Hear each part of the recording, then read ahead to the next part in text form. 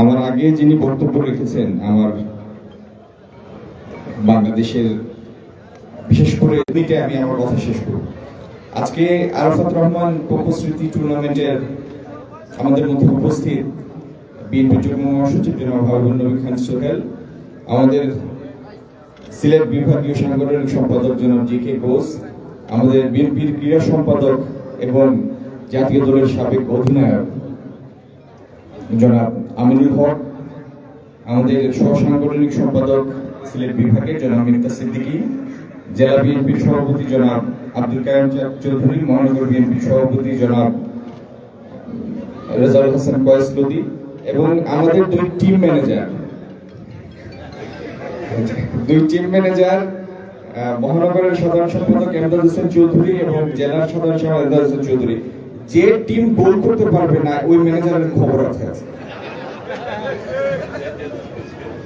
জিয়াউর রহমান অল্প সময় ছিলেন, অল্প সময়ের মধ্যে বিধ্বস্ত বাংলাদেশে প্রাণচাঞ্চল্য সৃষ্টি করেছিলেন। কিভাবে? কারণ একটি জাতিগতিক দিকে অনুপ্রেরণা দরকার, কর্মস্পৃহা সৃষ্টি করা দরকার, তার প্রতিটা দিকে উনি মনোযোগ দিয়েছিলেন। ক্রীড়ার ক্ষেত্রে, সংস্কৃতির ক্ষেত্রে বাংলাদেশের মানুষ এর আগে দেখে নাই কোমলমতি বাচ্চাদের নিয়ে, শিশু কিশোরদের নিয়ে টেলিভিশনে নতুন করে এই জাতীয় কোনো অনুষ্ঠান আগে বাংলাদেশের মানুষ দেখে নাই।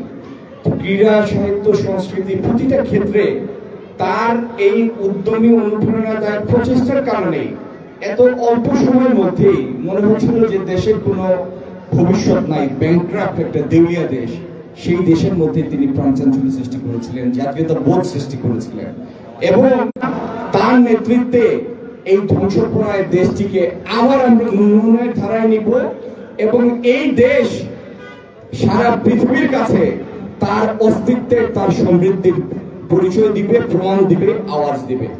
আজকে এই খেলার সাথে যারা সংশ্লিষ্ট তার অন্তঃস্থল থেকে ধন্যবাদ জানাই। আর বিজয়ী এবং অংশগ্রহণকারী টিমের প্রতি আগাম শুভেচ্ছা। সবাইকে অসংখ্য ধন্যবাদ। আসসালামু আলাইকুম।